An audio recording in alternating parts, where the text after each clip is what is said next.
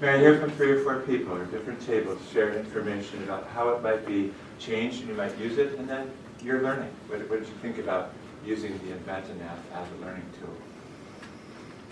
I'm thinking about, Sharon, would you be first? Okay, number 1, who else would share with me? Person 2, who else? Thank you. Person 3. Okay, stand up. We can actually get up together. Real loud. I'm just thinking about when I look at a couple of our findings, they might be sensitive for staff because they believe they are doing it well, so it might be a sensitive topic. And I think this might be a fun and engaging way to maybe celebrate, here is what you know, and yet they can learn from each other, maybe what they're not doing. Okay. So it could be used in that way. What I heard as your facilitator is lots of laughter. I saw people interacting. I saw people engaging. People were looking on their phones. They were thinking about functions and using the information that you had gleaned in some way. Thank you. Person 2? Jen shared that this was an activity that really, whenever we do these things, and you do so well, Derek, but helping us reflect, how can this be used as a tool to take back into the classroom or back in the staff meeting? And so this was an activity that provided kind of some concrete language, yet expanded vocabulary around these 3 pieces, but not in worksheet form, but visual and just really concrete. Great, thank you. Thank you. Yeah, remember, our job is always modeling for others. That's what we do. So when we are teaching and facilitating, we want our principals to be using these same things in staff meetings and other places. So therefore, it might be used in the classroom as well, right? In some way. Who is person 3? I was. Thank you. So we talked a lot about, well, I'm trying not to turn my back to anyone. It's hard to do in this room. It is. So we talked about there being a lot of power in the activity, but as with any tool, being very intentional about where you're placing it, we thought it might detract from new learning. So because the activity is pretty time intensive, and so we also thought if we had some time at the end, it'd be a great organized and integrated activity at the end of the day. But if we're running short, then maybe that's not the one we pick because it's about a 10-minute activity. So we kind of talked about what some conditions were that we using. So I hear 2 things. One, that we need to make it visual in some way for learning to go on, but also we're capturing what's happening right now, but as the learning changes, we need to make sure we're coming back at it.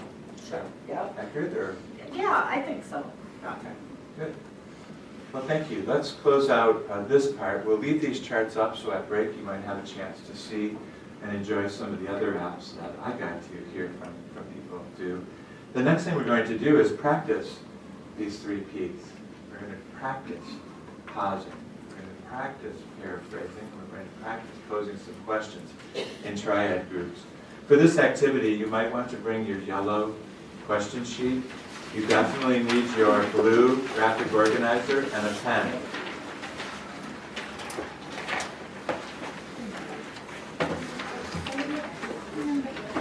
And if you look up here, you're going to form triads with people who are not at your table. So you're going to go somewhere in the room with people that are tried not to be at your table, but you'll form a small fire group, knee to knee, just like this, the way that I have these chairs organized as a 3 triad.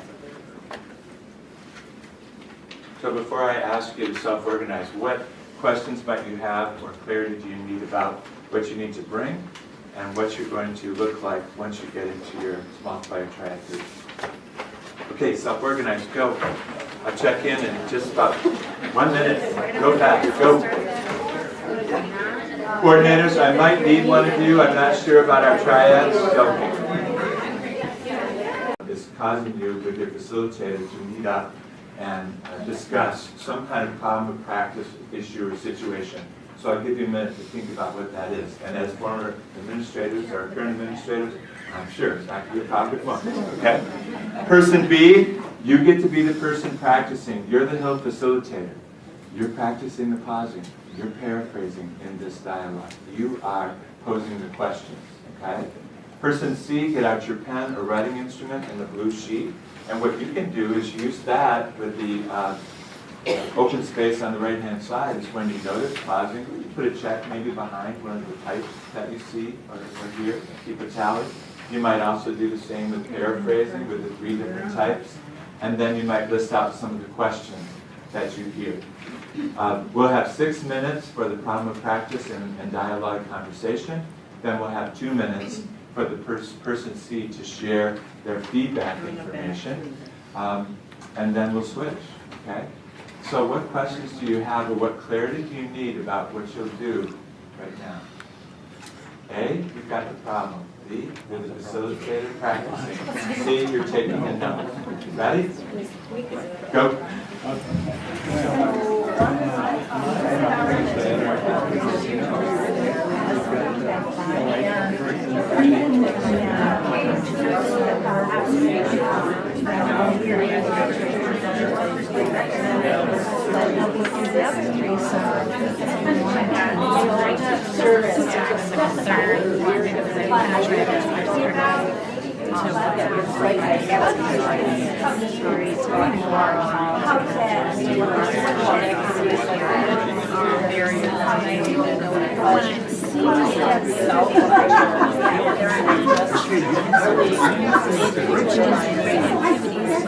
Sorry, So you're concerned that now that you have these other initiatives going on, essentials, and now I'm coming in as a HIL project, and it just seems to be moving forward. Worried about the one pass or not, because we've gone down too many passes, too many initiatives.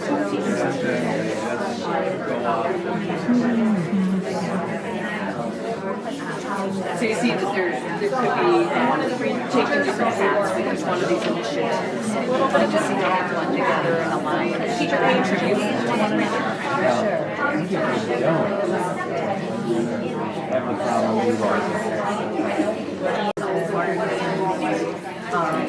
That was a big hours.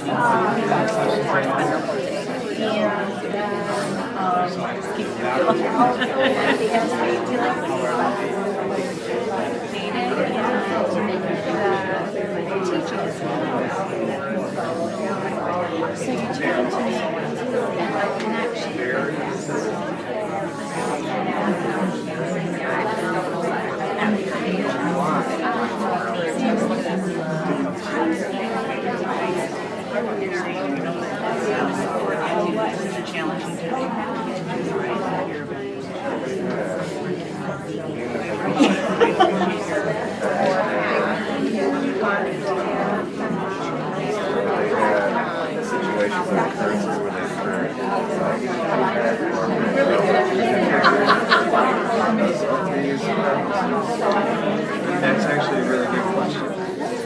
Not from me. So they haven't had negative feedback from me regarding the I've asked questions as far as how do you feel about your reading instructions? I've even asked, would you like to see some other teachers in their areas? And they come up with many reasons why they can't do it. So I guess what I'm hearing is like the underlying tone of that they're resistant to it for some reason. And so I'm also understanding the fact that it hasn't necessarily been shared with us in a specific region.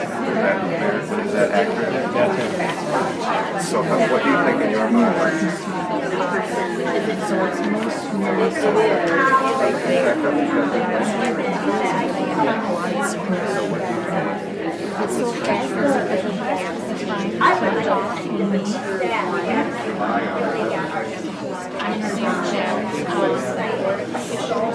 When they have shared, so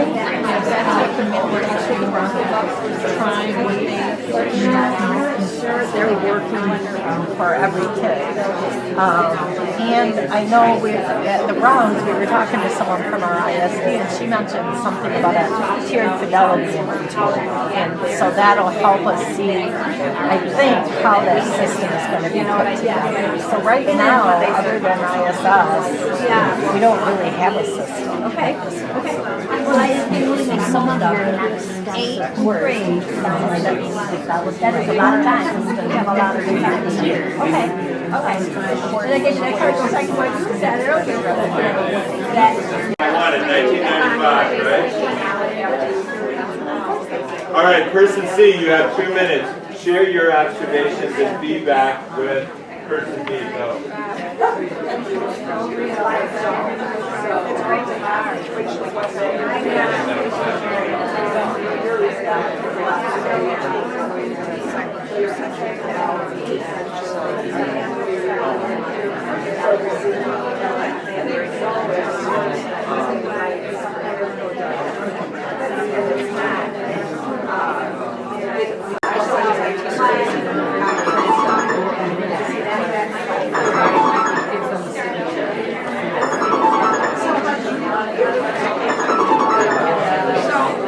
Time? I was trying not to be the bad guy. Slice of time would do the work. Okay, listen. Person B, your turn to have the problem of practice. So person B, you're the principal this time. Person C, you're the facilitator. Person A, get ready with your observation sheet. Prepared to take notes and feedback. B, you've got the practice of problems. You're the principal or administrator or teacher leader. Person C, you're the facilitator. You're the HIL facilitator. And person A, observation feedback. 6 minutes, go.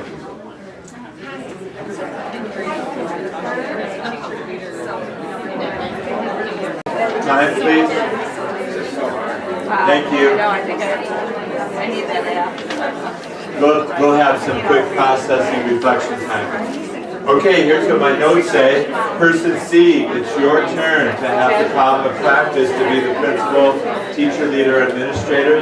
Person A, your turn to be the facilitator, okay? And person B, you're taking notes and observations. C, what are you? C, what are you?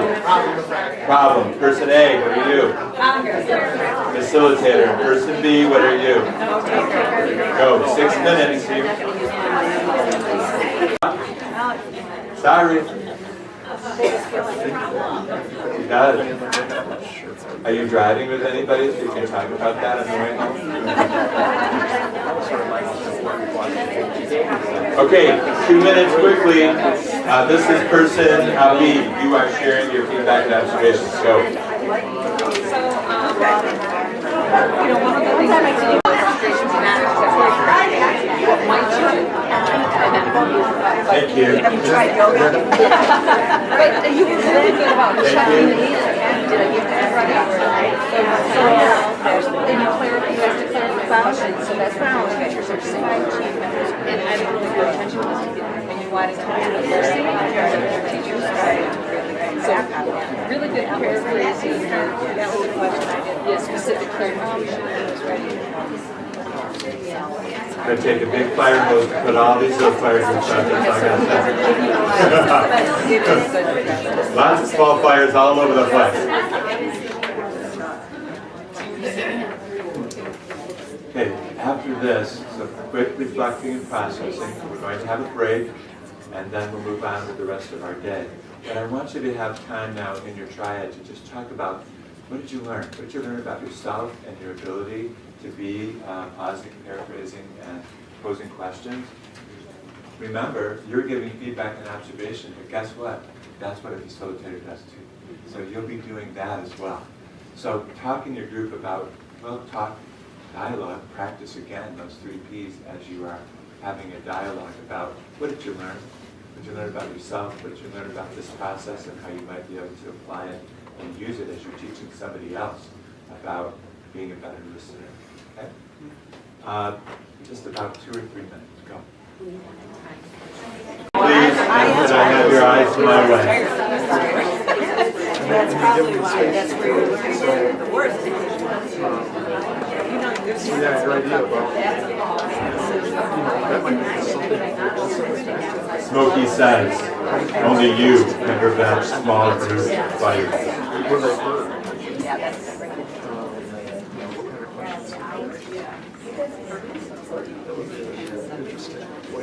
All right, let's finish this learning. And may I hear from 3 or 4 people? What did you talk about? Who has something they would like to share that they heard in their group or they'd like to do? Person 1. Person 2, Karen, thank you. Person 3 back here. Another Karen. Anyone else? Person 4, 5. Go. Stand up. Need oxygen. Let's go.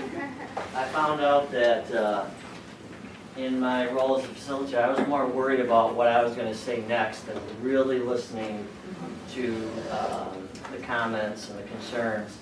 So I kind of blew off, not intentionally, I kind of blew off what she was sharing, the problem that she had, because I was already on to the next question or whatever it was. And so obviously that's something not to do. Listen carefully, acknowledge their concern, and it's not about you. It's about the person that you're working with. So I learned that. For only $19.95, you can have the I do training for NASP and mentor certification. They're all principals and administrators. We come to this word, problem solving, and thinking about the what ifs, what's next. We've talked before, when a teacher comes to you and says, I need to see you, we're thinking, oh my God, is she leaving me? Is she pregnant? What's going on? And so it's stopping that. And remember what the mentor piece is. Number 1 rule, listen. Number 2, ask more questions. Number 3, don't make it any name. Thank you. Person 2. What was number 3? Thanks, Karen. I think it's kind of cool once you start working with the principals that we would come back to these little fire circles and actually play our principal who were struggling over an issue. And then the people can sort of ask some questions. And it'd be twofold. One, for a minute, you get to wear the clothes of that principal to see, oh, I see what they're thinking, and can kind of be more empathetic.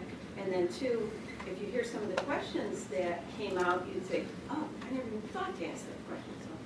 So you're suggesting that in the future, an activity might be that you bring a problem to practice, you get to practice that, and then have some people practice with questions that you don't think about. It also puts you into that, what it feels like to have that problem. You paraphrase that well, and you also organize me. I'm trying to get my vocabulary on. Yes, all right. Who's person 3? Thank you, Karen. Okay, so when I was the facilitator, I did not paraphrase. I went straight to asking questions that were going to solve the problem. Okay. And I did a perfect job too.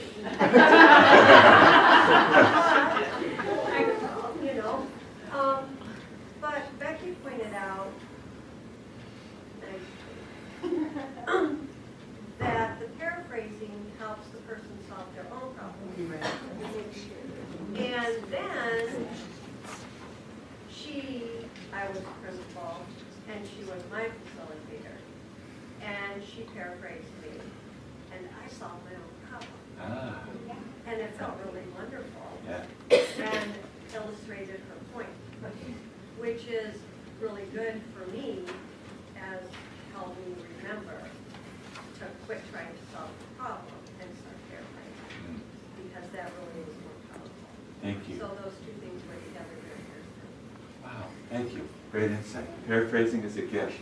It shows that we're really listening to what somebody has to say to us, and we're not trying to get that out of our head. And it also clarifies to make sure that we're really understanding and figuring out what's being done. And the person gets to solve their own problem. We don't have to do it. Awesome. Who is person 4? Thank you. Inside I'm sorry, remind me of your first name. We're Aaron. really working here. Thank you. Inside our group, we found that nervousness became part of what we were doing. That's a real life situation. Also, our lack of constantly doing this repetitively in an environment turned up repetitive words to begin our paraphrasing, like the word so, or the fact that we wouldn't pause nearly as much as we should have. Sometimes you'd hear a which was an auditory reminder of that person to pause. And so, again, as you've heard, bringing real life situations back in here, and maybe changing into other groups, and maybe I think we might be all doers in this group. So we just jumped. Pausing was like, if a half second happened, that's a big one. Thank you. So you're also reiterating that it'd be good for us to try this again. Make sure we have mixed groups so that we don't have all the doers ready to solve the problems all in one group, which would be helpful. Just to close this out, many people say, oh, I've had cognitive coaching training for 10 years, you know, I've got all the skills that I can do it. But this is when we get right into the work, right there, isn't it? It's about taking these skills with you and doing it right there. So some people make small 4x6 cards. Don't forget the 3 Ps. Maybe you'll take one of the apps and remind you. Maybe you'll keep the blue sheet and say, before I go in, I want to remind myself, I got to pause, I got to paraphrase, I got to pose questions in an affirmative way. I've got to make sure that I'm doing those things. We didn't even get to nonverbal cues, where people might have had their legs crossed or arms crossed or things like that. We're just assuming that you're positioning in, you're listening, and you're doing all those things that we need to do. All right?